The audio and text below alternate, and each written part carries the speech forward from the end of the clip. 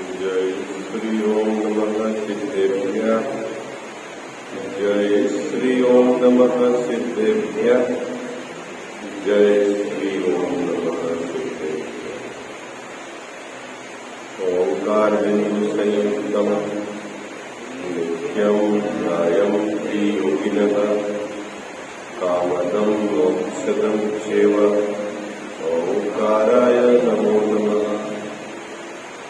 मंगलम भगवान वीरो मंगलम गौतमोगणी मंगलम कुंदकुंदार्यो जैन धर्मोस्तु मंगलम सर्वमंगल मांगल्यम सर्वकल्याणकारकम प्रधानम सर्वधर्माणां जैनम जयतु शासनम जैनम जयतु शासनम जैनम जयतु शासनम।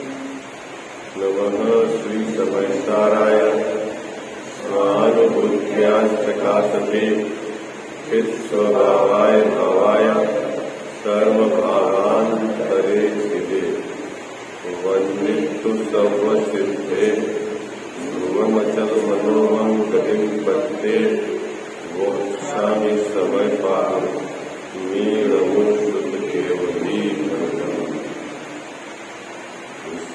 भवतरु कामो मुदित दानव मिथ्याभाव कर निर्मूल हरिये मोक्ष हरिये मोक्ष। जय बोलो देव शास्त्र गुरु की।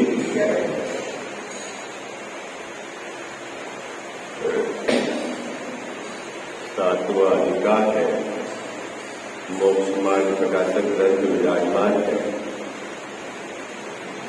निश्चयाभासी मिथ्या दृष्टि के स्वच्छंद प्रवृत्ति का निषेध वह प्रकरण अपना क्रम में चल रहा है। निश्चयाभासी मिथ्या दृष्टि तपश्चरण को वृथा क्लेश मानता है और उसका टोरमल साहब यहां निषेध करते हैं। उसने सर्वथा तपश्चरण को क्लेश माना है। आचार्य भगवंतों ने ग्रंथ में तपश्चरण को क्लेश कहा उन जीवों के लिए कहा जो जीव मात्र बाहरी तप में ही संतुष्ट हो गए, है ना। जिनके तत्वाधिक श्रद्धा नहीं है और जो बाहरी तप में ही संतुष्ट होकर बैठे हैं, उन जीवों को आचार्य महाराज ने तत्व की श्रद्धा की प्रेरणा देने के लिए ये कहा कि तुम वृथा क्लेश करते हो तो करो, तुम्हारे हाथ में कुछ नहीं आएगा। किसके लिए कहा, किन जीवों के लिए कहा वो बात? जो जीव बाहर में तप करके ही संतुष्ट है, बहिरंग तप में, और तत्व श्रद्धानादि का वह पुरुषार्थ नहीं करते, तो आचार्य महाराज ने उन जीवों को क्या कहा कि तुम भले ही क्लेश करो तो करो, तुम्हारे हाथ में कुछ नहीं लगेगा। क्योंकि जब तक तत्व का यथार्थ श्रद्धा नहीं होगा,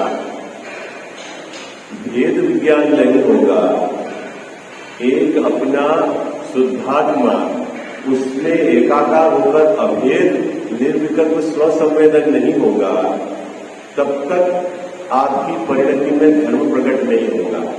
बाहर में चाहे व्रतादि के परिणाम कितने भी आपके रहे, यथार्थ तत्व श्रद्धान के बिना वह उसकी वैल्यू कितनी है बाबूजी? जीरो है। जीरो है ना। जीरो कितने भी लगाओ, लेकिन आगे यदि कोई अंक नहीं है तो उसकी कोई कीमत नहीं है। बात पकड़ गए क्या? गजाव साहब, जीरो कितने भी लगाओ, आगे यदि अंक नहीं है तो उसकी कोई कीमत नहीं है।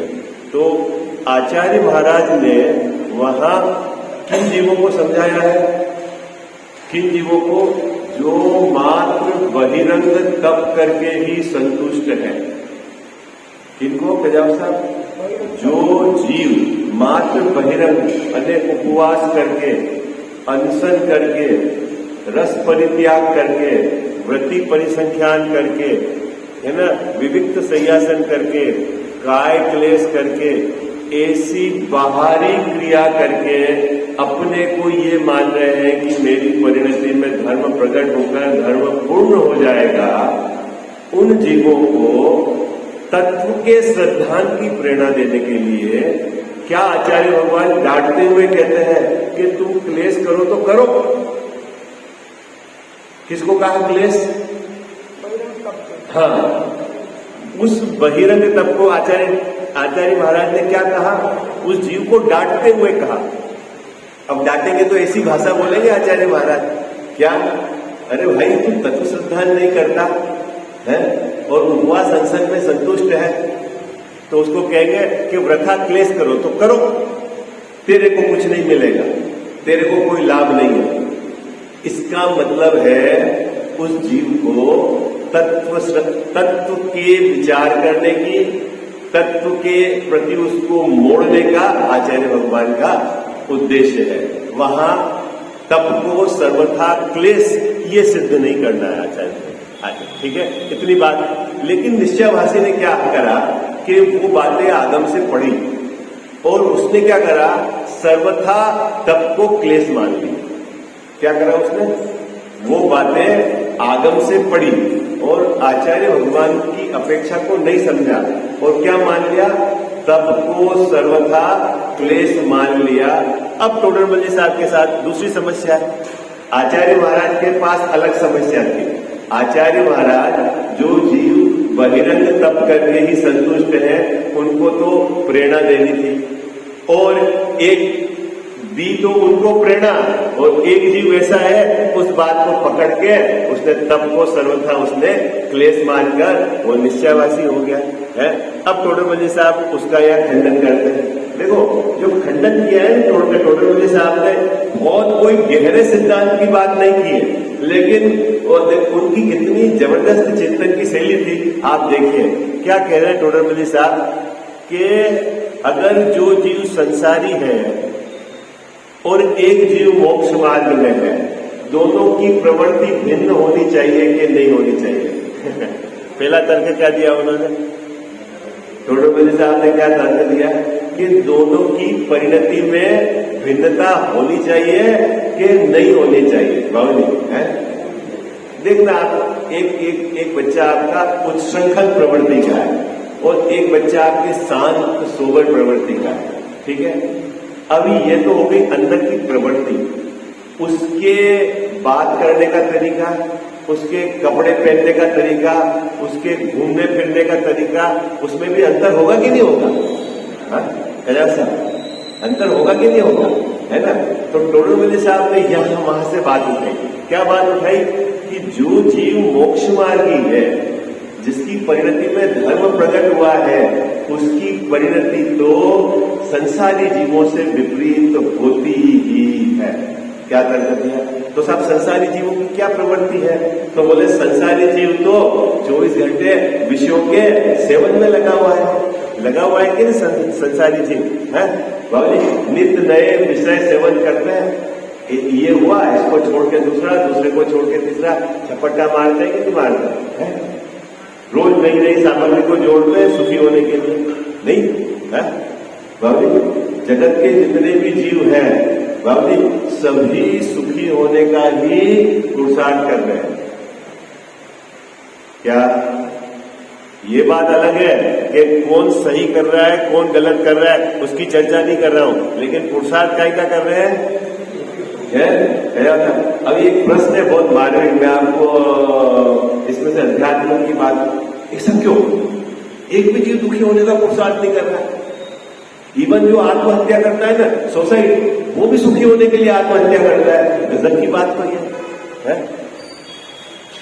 तो पहला प्रश्न ये है कि बाबू ऐसा क्यों करता है कि जीव सुखी होने का ही पुरुषार्थ करता है या सुखी होना ही चाहता है? इस बात की गारंटी आचार्य यहाँ गोरखराम जी ने कही ना बेली ढाल के अंदर कि जे त्रिभुवन में जीव अनंत सुख चाहे दुख दे भयवत। इस जगत में जितने भी जीव है वो सुख ही चाहते हैं। अब मेरा प्रश्न है सुख क्यों चाहते हैं वहां? एक आधा तो दुख चाहे, क्या तर्क है इसके? अरे भाई, जीव का स्वभाव सुख रूप रहना ही है। आपको बात पकड़ पाएगी? क्या कह जाओ साहब? अपना स्वभाव कैसा है? सुख रूप रहना ही है।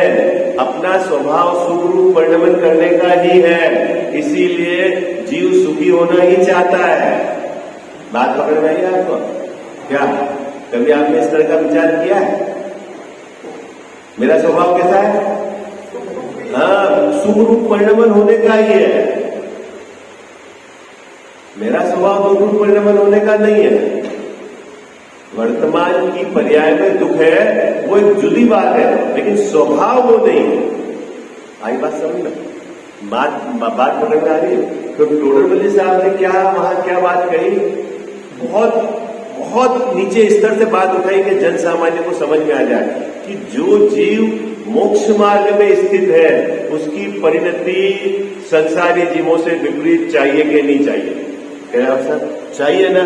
तो संसारी जीव तो 5 इंद्रिय के विषयों को जोड़ता है, उसके निरंतर भोग में लगा हुआ है, तो ज्ञानी धर्मात्मा एक जीव की परिणति उससे विपरीत होगी, वो 5 इंद्रिय के विषयों से दूर हटेगा। ठीक है? और तुमने तो उस तप को सर्वथा क्लेश मान लिया, ये आपकी बात गलत है। पहला बिंदु ये दिया। दूसरा बिंदु ये दिया कि वो ज्ञानी धर्मात्मा राग द्वेष को मिटाना चाहता है।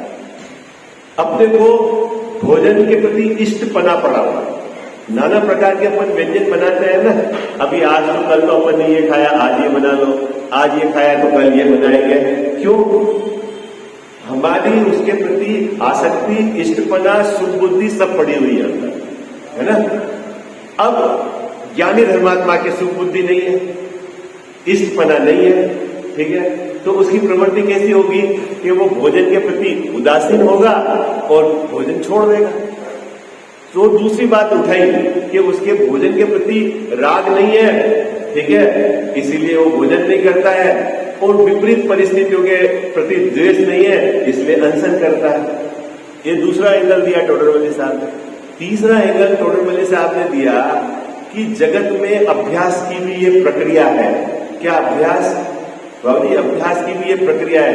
भले आपको 4 साल बाद मैदान में खेलना है ना, ओलंपिक 4 साल बाद होगा, लेकिन वो अभ्यास कब से करेगा जैसा है? हाँ, अभी आजकल तो जैसे आप देखा ना, IIT की परीक्षा में बच्चों को या IAS की परीक्षा की तैयारी कैसे करवाते हैं? हर 15 दिन में उसी पैटर्न का पेपर लेते हैं। जिस पैटर्न का पेपर कब होगा? 1 साल बाद। और उस जीव को जो पार्टिसिपेट करता है वो स्वयं आकलन करता है कि मैं कहाँ हूं, ठीक है, वो परीक्षा देने जाता है, उसी तरीके से सिस्टम में होता है, वही कंप्यूटर में जहां बैठ के परीक्षा देनी, ऐसा वो कोचिंग वाले तैयारी कराते हैं। आपको पता है गजाव साहब, अगर आप यहां से अगला जो ओलंपिक है ऑस्ट्रेलिया में, ठीक है, और अपने यहां से किसी धावक को जाना है ऑस्ट्रेलिया, तो जब तक तो इंडिया में रहेगा, इंडिया की तैयारी करेगा, और ऑस्ट्रेलिया में 15 दिन बाद गेम होने हैं, उसको 15 दिन पहले भेज देते हैं। क्यों भेज देते हैं? कि वहां के वातावरण के अनुकूल वो सेट हो जाए। आई बात समझे? कितनी बारीकी से ऑब्जर्वेशन होता है जैसा है। ठीक उसी प्रकार ज्ञानी धर्मात्मा भी क्या करते हैं? अपने परिणामों को क्या होते हैं, स्वाधीन होकर क्या करते हैं, वो उसमें क्या बोलते हैं, राग की तीव्रता नहीं आए, वो ऑब्जर्वेशन करते हैं। क्या बोलते हैं? ये ज्ञानी धर्मात्मा की सहज प्रवृत्ति होती है कि बाहर में उदय की विचित्रता हो और मेरे परिणाम बिगड़ने नहीं चाहिए, स्वाधीन होकर। क्यों? कि जब कभी पराधीन ऐसी परिस्थितियां हो गई तो मेरे परिणाम बिगड़ेंगे नहीं। आई बात समझ? अपन ने उदाहरण दिया ना कि आपके पास शक्ति है और आपने 1 दिन 2 दिन का उपवास किया, ठीक है, और परिणाम नहीं बिगड़े। कदाचित ऐसा योग बना कि आपको अगर 2 दिन तक 3 दिन तक आपको भोजन नहीं मिला, तब आपके परिणाम नहीं बिगड़े। अब यहाँ तो अपने को दिन में 5 बार भोजन करना है और नहीं मिला, तो फिर क्या होगा बाबूजी? या तो परिणाम बिगड़ेंगे या फिर आप जो आपने नियम दिए उसको तोड़ दोगे। ठीक है, ये 3 बातें कहकर टोडरमल साहब ने उस निश्चयवासी को ये प्रेरणा दी है कि भैया तप सर्वथा क्लेश नहीं है। ये तो इस पैराग्राफ की विषय वस्तु जो अपन ने पूर्व में पढ़ ली थी, लेकिन एक बहुत मार्मिक एंगल है इस पेज के अंदर। चक्कर क्या है बाबूजी कि तप और संयम में अंतर है। क्या? तप और संयम में अंतर है। संयम अनिवार्य है और तप ऑप्शनल होता है। क्या कहा जैन साहब, क्या कहा? क्या मतलब जितने भी जीव मोक्ष में गए हैं, नियम से सबने संयम को अंगीकार किया है, लेकिन सबने तप किया है ऐसा नहीं। क्या? ये बहुत बड़ा पेच है जो अपने को समझना पड़ेगा, है ना। इसके कारण ये गड़बड़ हो रही है। क्या? फिर से थोड़ा, अभी सुबह का समय है, आप समझोगे तो सही ना, गहरी बात। क्या बाबूजी? संयम अनिवार्य है और तप ऑप्शनल है। ऑप्शनल समझ गए आप? करो तो करो और नहीं करो तो भी आपका काम रुकने वाला नहीं, लेकिन संयम यदि नहीं अंगीकार किया तो काम होने वाला नहीं। कितनी बात समझ में आई आपको? अब क्या है कि आप प्रतिमान योग के ग्रंथों में अगर आप अनेक प्रकार के जीवों के जो जिनकी परिणति में धर्म प्रकट हुआ है, नाना प्रकार की आपको दिखती हुई विसंगतियां मिल जाएगी।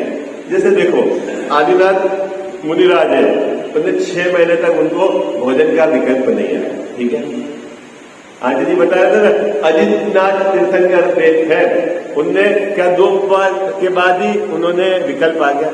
अभी आपके दिमाग में ही बात आ गई, या सोच सकते हो कि दोनों चरम शरीर थे। कैसे थे बाबू जी? तीर्थंकर भगवान का शरीर कैसा रहता है, सहजन कैसा रहता है? व्रज ऋषभ नाराज सहजन, है ना। ठीक है, 6 महीने तक भोजन नहीं करे तो भी शरीर में कुछ नहीं फर्क पड़ता। अभी तो अजितनाथ तीर्थंकर को 2 दिन में ही विकल्प आ गया। गजब सा, क्या व्हाट इज द रीजन? अगर वो 3 दिन उपवास कर लेते तो, 4 दिन कर लेते तो, महीना भर कर लेते तो बढ़िया हो जाता ना, है बाबूजी? क्यों गजब सा? ये विचार, ये एक पक्ष ये भी तो सोचने का हो सकता है कि जब उन्होंने 6 महीने में किया तो चलो भाई आप दूसरे नंबर के तीर्थंकर हो तो 6 महीने की जगह 5 महीने रख लेते हैं। ये 2 दिन की बात क्या है? ऐसा भी तो एक एंगल हो सकता है आपका विचार। लेकिन चक्कर क्या है, जब आप प्रतिमान योग में ज्ञानी धर्मात्मा पुरुषों के जीवन को बारीकी से ऑब्जर्वेशन करोगे तो ये मिलेगा कि संयम तो सबके जीवन में होता ही है, तप किसी के जीवन में होता है और किसी के जीवन में नहीं होता। अब बात यह है कि तप को सर्वथा क्लेश मानना, ये निश्चयवासी ने गलत पकड़ लिया है, क्योंकि किसी धर्मात्मा जीव के तप नहीं पाया जाता है एक बार, और किसी के तप पाया जाता है, जिनके पाया जाता है वो भी ज्ञानी धर्मात्मा है। आई बात समझ में? तो अब टोडरमल जी साहब यहां इस बात को स्पष्ट करेंगे। क्या स्पष्ट करेंगे? कि सम्यक दृष्टि जीव, ज्ञानी धर्मात्मा जीव, जिसके बाहर में तप नहीं पाया जाता, उसके भी तप के प्रति श्रद्धा होती है। क्या सिद्ध करेंगे आगे? क्या श्रद्धा होती है? अभी आपको ये समझ में नहीं आएगी बात, ये क्या बात कह रहे हैं? श्रद्धा होती है और करता नहीं है, श्रद्धा होती है और करता नहीं है, ये कैसे हो सकता है? ये आपके दिमाग में प्रश्न होगा, तो एक बार अपन पढ़ लेते हैं जहां से अपने को स्टार्ट करना है, फिर मैं आपको बताऊंगा श्रद्धा होना और नहीं कर पाना उसमें क्या अंतर है। निकालिए पेज नंबर 215, है ना। यदि तू कहेगा कितने ही सम्यक दृष्टि भी तपश्चरण नहीं करते हैं, क्या? ये प्रश्न टोडरमल जी साहब ने शिष्य की तरफ से उठा दिया। 215 पेज पे दूसरा पैराग्राफ है ना, जहां अपन ने प्रकरण छोड़ा था। आपका अच्छे से रिवीजन हो जाएगा। एक बार तो आपने अभी आंटी जी ने इसको स्पष्ट कर ही दिया है ना? मिल गया सबको? हाँ, 203 है स्मारक से प्रकाशित मोक्ष मार्ग प्रकाशक में, और 215 पेज पे है सोनगढ़ से प्रकाशित ग्रंथ में। ठीक है अजित भैया, क्या प्रश्न है? कितने ही सम्यक दृष्टि मतलब ज्ञानी धर्मात्मा, ठीक है, उनके जीवन में तपश्चरण नहीं करते, नहीं पाया जाता है। अभी ये प्रश्न है, मैंने आपको अभी क्या कहा, इसका हेतु कि तप ऑप्शनल है और संयम अनिवार्य है। ये आप ध्यान रखना। क्या है? संयम अनिवार्य है और तप ऑप्शनल है। जरूरी नहीं है कि सभी ज्ञानी धर्मात्मा के आपके यूं 6 महीने 5 महीने 4 महीने का उपवास पाया जाए। तो वो धर्मात्मा है कि नहीं बाबू? क्या है भाई? भरत चक्रवर्ती दीक्षा लेने के बाद एक भी उपवास नहीं हुआ उनका है, अंतर्मुहूर्त तक खड़े रहकर केवल ज्ञान ले लिया। उनके भाई है ना बाहुबली जी, वो 1 वर्ष तक खड़े रहे। ठीक है, अब यदि आप सबको धर्म मानोगे तो बड़ा धर्मात्मा कौन है? बड़ा धर्मात्मा कौन है? बाहुबली है, बेले चढ़ रही बाबूजी उनके तो। हाँ, और भरत क्या इकाई का तपस्या। तो लेकिन यदि आप फल की तरफ से एनालिसिस करेंगे, फल की तरफ से, तो इनको भी केवल ज्ञान हो गया है, उनको भी केवल ज्ञान हो गया। उनके 1 वर्ष बाद हुआ है, इनके 1 दिन में ही हो गया है, एक अंतर्मुहूर्त में इन्होंने काम कर लिया है। तो केवल ज्ञान होने पर दोनों के सुख में तो कोई अंतर नहीं है। अब यदि आपने सबको धर्म मान लिया तो आपका फार्मूला यहां फेल हो जाएगा, क्योंकि इनके जीवन में तो पाया नहीं गया और इनके जीवन में पाया नहीं। आई बात समझ? क्या यदि आपने सबको धर्म मान लिया, क्या कह जाता, तो ये अंतर हो जाएगा। तो अपने को क्या स्पष्ट फार्मूला रखना है कि संयम अनिवार्य है और तप ऑप्शनल। कितनी बात ध्यान रहेगी? गड़बड़ नहीं करना। क्या संयम क्या होता है बाबूजी? 5 इंद्रिय और मन से अपने उपयोग को हटाकर अपने स्वभाव में आपको एकाकार करना, इसका नाम है संयम। और तप में क्या होता है बाबूजी? तप में क्या होता है? क्या बोलो? आपको ऐसा लगेगा ऐसे कैसे हो सकता है, ये संयम है और तप में ऐसा क्यों हो सकता है? देखो एक बात समझो आप।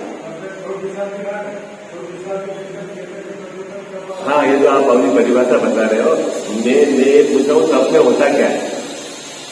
संयम की तो मैंने आपको परिभाषा बता दी। देखो अब फिर अपन बच्चों पे जाते हैं। अपने घर में 2 बच्चे हैं बाबू, ठीक है। जैसा एक बच्चा दोनों समय भोजन करके पढ़ाई कर रहा है, उसको क्या है 8 घंटे पढ़ाई कर रहा है उपयोग को लगाकर, और एक बच्चा शाम को भोजन नहीं कर रहा है और 8 घंटे पढ़ाई कर रहा है। तो दोनों में से कौन ज्यादा पढ़ाई कर रहा है? हाँ, किसकी महिमा आनी चाहिए आप? बोलो भाई, क्या कहा? नहीं प्रश्न समझ में आया क्या? संजय जी बेटा, घर में 2 बच्चे हैं, है ना। एक बच्चा दोनों समय भोजन करके 8 घंटा पढ़ रहा है, एक बच्चा एक टाइम रात को खाना नहीं खा रहा और 8 घंटा पढ़ रहा है। दोनों पढ़ाई में उपयोग एकाग्र करके, जो एक समय खाना नहीं खा रहा है उसने ये एनालिसिस किया है कि शाम का मैं भोजन करूंगा तो मेरे पढ़ने का समय भी जाएगा और प्रमाद भी जाएगा। प्रमाद होगा तो वो उसने वहां से हट कर 8 घंटा पढ़ा, और दूसरे ने भोजन करा और उसकी उपयोग की एकाग्रता थी तो वो 8 घंटा पढ़ लिया। तो पढ़ने में क्या फर्क रहा बाबूजी? पढ़ने में क्या फर्क रहा? तो कौन ज्यादा पढ़ाई कर रहा है? कौन ज्यादा पढ़ाई कर रहा है? एक समय भोजन छोड़ना मतलब भोजन छोड़ने का तो कोई लेना है। इसीलिए पढ़ाई जो करना है उसका नाम तो है संयम। क्या पढ़ाई करना उसका नाम तो है संयम, और भोजन छोड़ा ये आपका ऑप्शन है। समझ आ गया? बहुत जीव बेचारे भोले हैं, वो समझते ही नहीं है तब तब तब तब तब उनको मतलब तब किसको कहना, तब के पीछे क्या उद्देश्य है, तब क्यों करते हैं, किन जीवों में पाया जाता है, सब ज्ञानियों के जीवन में नहीं पाया जाता है। ऐसे इसको क्योंकि इतनी गहराई से स्वाध्याय करते नहीं है, और एक धारणा बना लेते हैं। क्या बना लेते हैं कि मोक्ष शास्त्र का जो सूत्र है ना, तपसा निर्जरा, तो उससे ही निर्जरा होती है, उसको गहराई से समझते नहीं है। निर्जरा का प्रकरण है, आप समझना, सम्यक दृष्टि जीव है, उसके अनंतानुबंधी कसाई चली गई, ठीक है ना।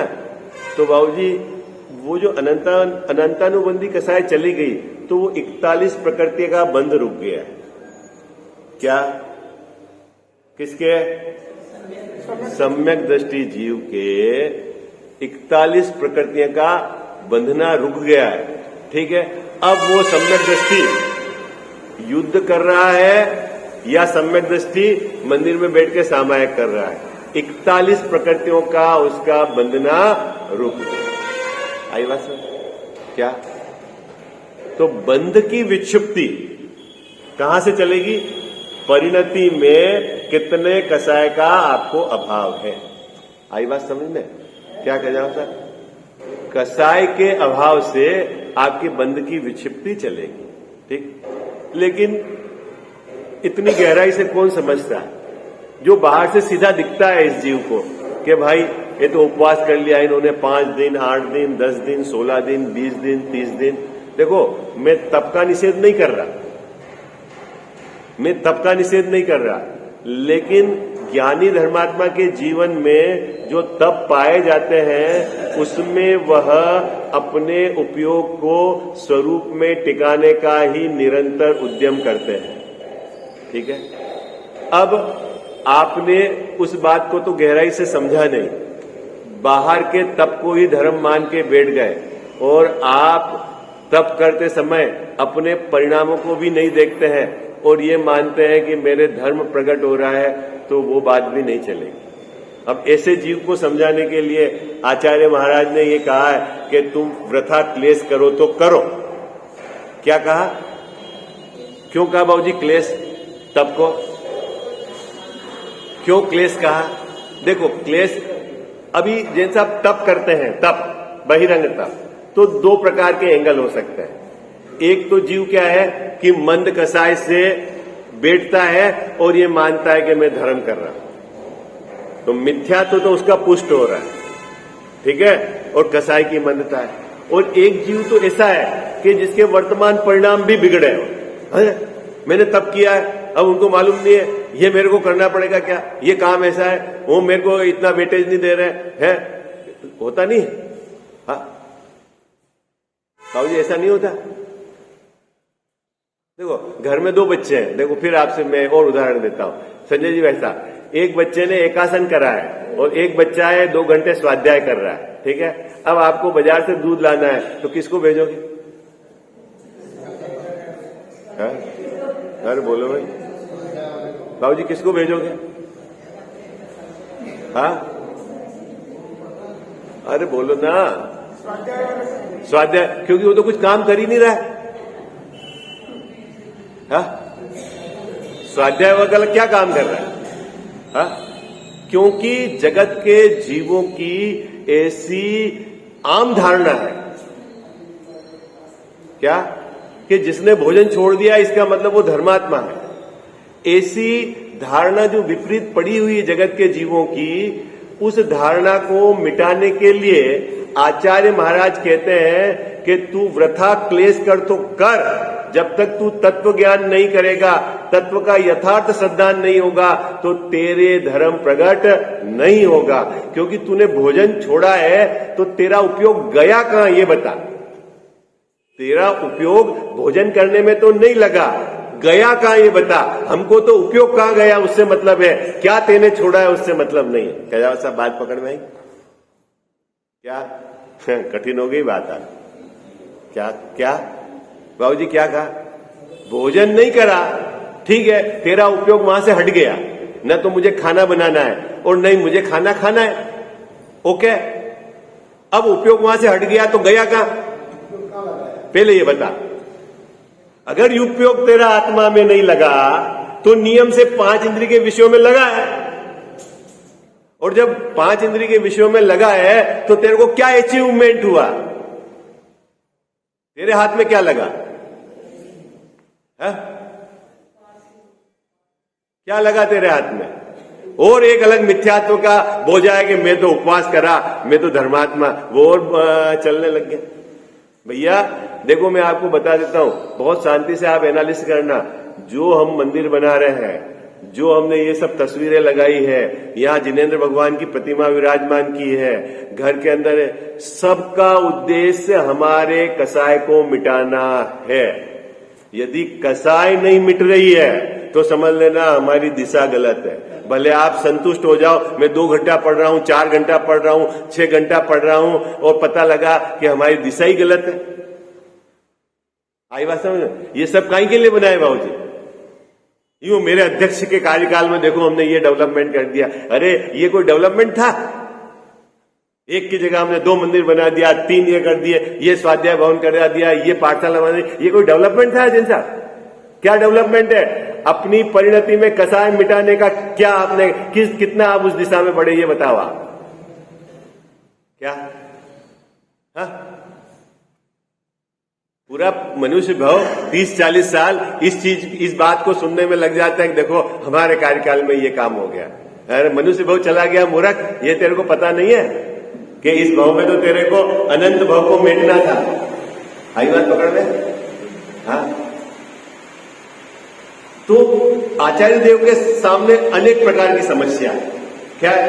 कोई जीव गलत जा रहा है, कोई जीव किसको क्या पकड़ के बैठा है। अब भाषा की मर्यादा है, इसको डांटना है और इसने गलत अर्थ पकड़ लिया। बाबूजी डांटा किसको? आचार्य महाराज ने, कि जो मात्र बहिरंग तप को धर्म मानकर बैठा था, उसको आचार्य महाराज ने कहा कि भाई तू तत्व का श्रद्धान कर, ये फालतू क्लेश में क्यों अटका हुआ है? इसने क्या पकड़ लिया? अपने तो तप करना ही नहीं, ये निश्चयवासी हो गया। ठीक है, तो अब उसको यहां समझा रहे। देखो क्या कहते हैं, अपन पढ़ते हैं। कितने ही सम्यक दृष्टि भी तपश्चरण नहीं करते। क्या बात याद रखना आप, मैंने आज जो फार्मूला बताया भूलना मत आप। क्या फार्मूला है? संयम अनिवार्य है और तप ऑप्शनल है। क्या मतलब भूलना मत, ये बहुत मार्मिक बात है, आपको बहुत सोच के निकाल पाओगे ये फार्मूला। क्या है फार्मूला? हाँ, संयम अनिवार्य है और तप ऑप्शनल। कारण विशेष से तप नहीं हो सकता। क्या संजय जी वैसा? किसके? ज्ञानी धर्मात्मा के, जिनके बाहर में तप नहीं पाए जाते हैं, उसका उत्तर क्या दे रहे? कारण विशेष से नहीं हो सकता। अभी यहां कारण का खुलासा नहीं किया, परंतु श्रद्धा में तप को भला जानते हैं। ये एक बहुत मार्मिक बात है। उनके जीवन में तप नहीं पाया जाता है, लेकिन तप को भला जानते हैं। ये उनके इस तरह की श्रद्धा है। ये कैसे हो सकता है जैसा कि तप को भला भी जाने और तप करे भी नहीं? हाँ, ये कैसे हो सकता है? देखो मैं आपको बताता हूँ। क्या? 2 जीव है, जैसे मेरे को और कजावत साहब को, अभी नाम से लूंगा तो अच्छा नहीं लगेगा, 2 का नाम ले। 2 जीव, बाबूजी ने मेरे को और कजावत साहब दोनों को 2-2 लाख रुपए दिए। ठीक है, सहयोग के लिए, व्यापार करने के लिए। क्या है, आज हम दोनों की परिस्थिति ऐसी है कि हम बाबूजी को 2-2 लाख रुपए नहीं लौटा पा रहे। न मैं लौटा पा रहा हूं और न कजावत साहब लौटा पा रहे हैं। लेकिन मेरे श्रद्धा में, मेरे में गलत रखोगे तो कजावत साहब नाराज हो जाएंगे। कजावत साहब के श्रद्धा में तो ऐसा है कि बाबूजी के 2 लाख रुपए मुझे देने हैं। देखो क्या है बाबूजी, श्रद्धा कैसा चल रहा होगा? उनसे मैंने 2 लाख रुपए लिए हैं, वो मुझे देने हैं। आज मेरे पास पैसे नहीं है इसलिए मैं दे नहीं पा रहा हूं, लेकिन मुझे देने हैं। देखो, नहीं दे पाने के काल में भी श्रद्धान ये बराबर चल रहा है कि मुझे देने हैं, और मेरे श्रद्धान में यह है कि अब मुझे तो पैसे देने ही नहीं। कितना जमीन आसमान का अंतर हो गया, अंतर हो गया कि नहीं है? ज्ञानी और अज्ञानी के श्रद्धान में कितना अंतर है। तो जो ज्ञानी बाहर में अभी वर्तमान में तप नहीं कर रहा है, उसका भी श्रद्धान तो तप करने की भावना वाला ही है। और इस निश्चयवासी ने क्या करा, सर्वथा तप को उड़ा दिया। बात पकड़ में आ गया, उदाहरण से समझ में आ गया ना। अब तो ज्यादा उदाहरण देने की जरूरत नहीं है, ये पैराग्राफ समझ में आ गया। देखो पढ़ते हैं।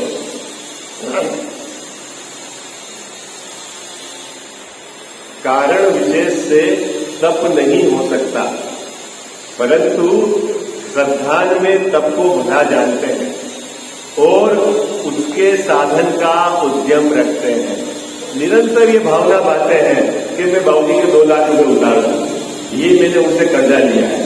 ऐसे ज्ञानी धर्मात्मा के निरंतर साधन ऐसी भावना पाते हैं कि मुझे इस प्रकार से उपयोग को समेटकर अपनी आत्मा के सन्मुख ले जाना है।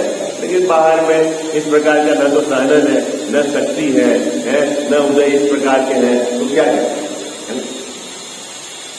तुझे तो श्रद्धा यह है कि तप करना क्लेश है, और निश्चयवासी ने क्या मान लिया, ये तप तो क्लेश है, करना ही नहीं है।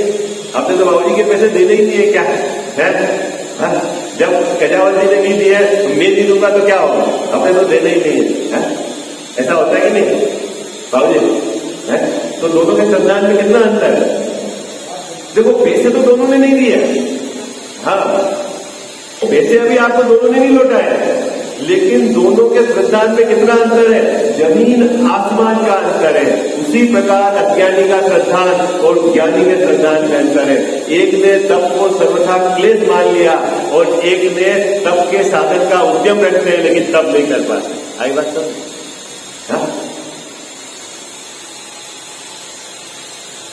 तथा तप का तेरे उद्यम नहीं, इसलिए तुझे सम्यक दृष्टि कैसे हो। और टोडर जी साहब ने प्रश्न खड़ा कर दिया कि तेरे को तो तप के प्रति श्रद्धा नहीं है, तो तेरे को सम्यक दृष्टि क्या है, कैसे है? तू भले अपने को सम्यक दृष्टि मान तो मान, कौन मना करता है भाई? सेल्फ सर्टिफाइड हो आप, तो क्या कहता था, मैं सम्यक दृष्टि हूं, मैं धर्मात्मा हूं, मैं ज्ञानी हूं, मेरे से बड़ा कोई विद्वान नहीं है, मानो तो मानो, उसमें कौन रोक सकता है? निश्चयवासी मानता है कि मैं अपने को शुद्ध अनुभव करता हूं, तो मैं धर्मात्मा हूं, मेरा सम्यक दर्शन है, मानो तो मानो। लेकिन टोडर जी साहब ने कहा कि तेरे इस श्रद्धान से तो ऐसा नहीं लगता कि तेरे को सम्यक दर्शन है। ठीक, फिर वो क्या है कि बात उठाता है, आपको पता नहीं है, आचार्य महाराज ने कहा है कि तप को क्लेश, किसको कह रहा है वो? टोडरमल जी का शिष्य टोडरमल जी को बता रहा है। क्या बता रहा है? जैसा आपको मालूम नहीं है, आचार्य महाराज ने कहा है तप को क्लेश, किस ग्रंथ में कहा है वो भी मैं आपको बताता हूं, तो फिर मैं मानता हूं तो उसमें क्या गड़बड़ है? क्या वो बात यहां पर टोडरमल जी साहब ने उठाई है। वो क्या कहते हैं? फिर वह कहता है, क्या कहता है?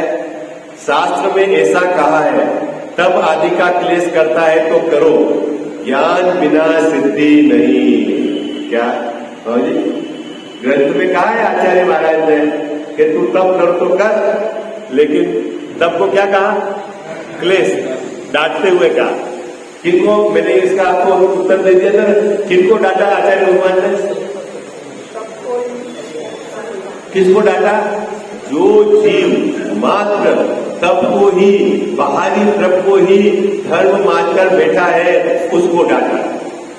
ज्ञानी धर्मात्मा जिनके जीवन में तप पाया जाता है, उनके लिए नहीं बात है। किसके लिए है? जो आत्मज्ञान से रहित है, जो तत्वार्थ श्रद्धान से रहित है, और जो वर्तमान में भी तत्व के श्रद्धान के प्रति योग्य पुरुषार्थ नहीं करते, मात्र बहिरंग तप को ही धर्म मानकर बैठे हैं, उनको आचार्य महाराज ने डांट दिलाई है कि तू वृथा क्लेश कर तो कर, तेरे कुछ नहीं होगा है? तो उसने वो निश्चयवासी ने बात उठा दी, देखो आचार्य महाराज जी तो कह रहे हैं तब को क्लेश, और मैं भी तब को क्लेश कह रहा हूं, दोनों में अंतर है? क्या अंतर है? कया है? अपेक्षा का अंतर है।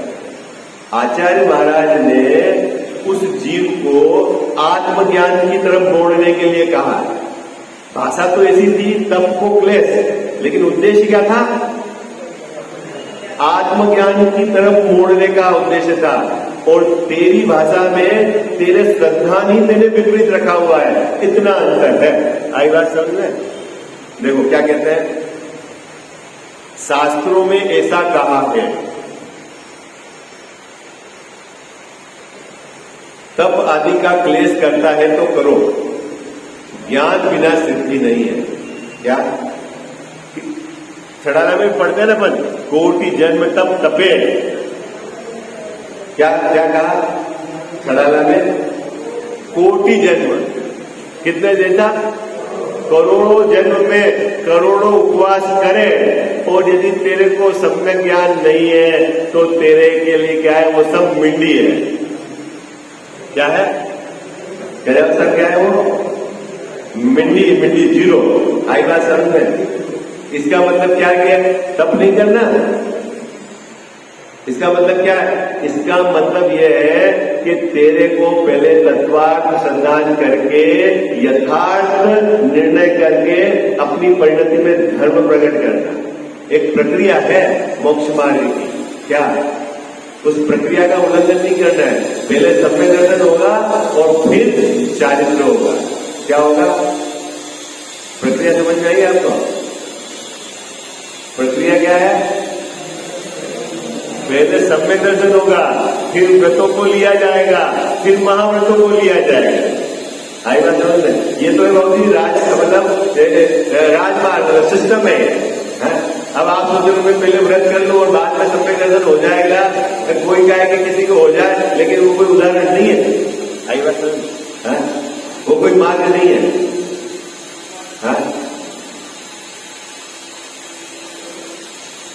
ये बात अच्छे से समझनी पड़ेगी आपको।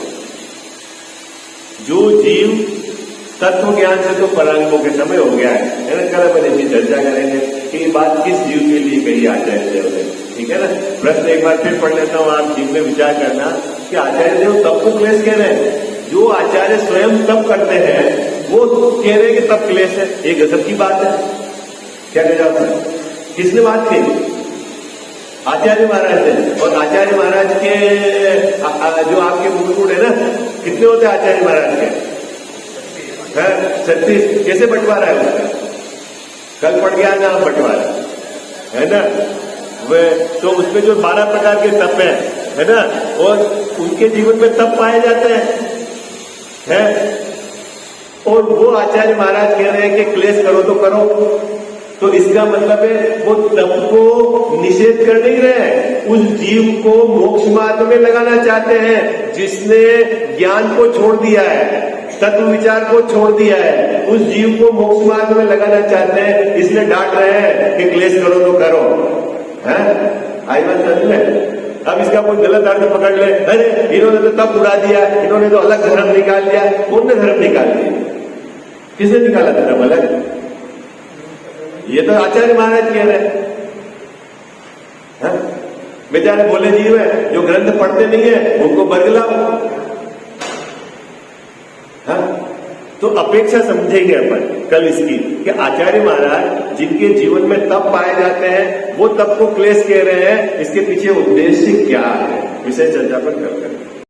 साची तो गंगा ये वीतराग मानी, अविच्छिन्न धारा निज धर्म की कहानी।